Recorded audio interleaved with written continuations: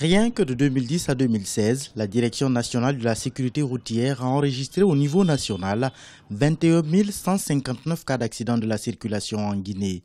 Ces drames ont entraîné la mort de 1693 personnes pour 5 666 blessés graves et 5 638 blessés légers.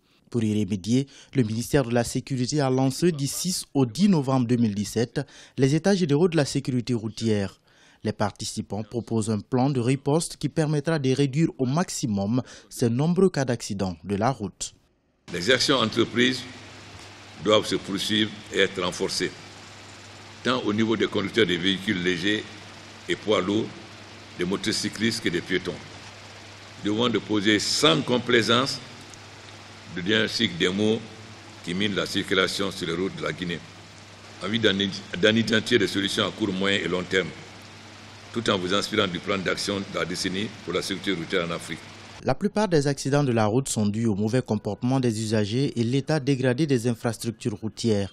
Cette situation a entraîné la perte de 6 662 véhicules fortement endommagés, 6 145 autres légèrement affectés, auxquels il faut ajouter 7 893 motocyclettes, selon la Direction de la sécurité routière. Les facteurs d'obstruction de la circulation sur toutes les artères de la capitale résultent essentiellement de l'occupation anarchique de l'emprise des voies par des garagistes et marchands, étalagistes de tous ordres, le dépôt d'ordures ainsi que les stationnements encombrants.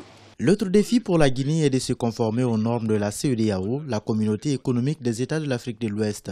Le tonnage des véhicules qui circulent dans le pays, notamment au niveau du trafic interurbain, est souvent au-delà des normes recommandées, ce qui participe à la fréquence des accidents et à la dégradation rapide des infrastructures routières.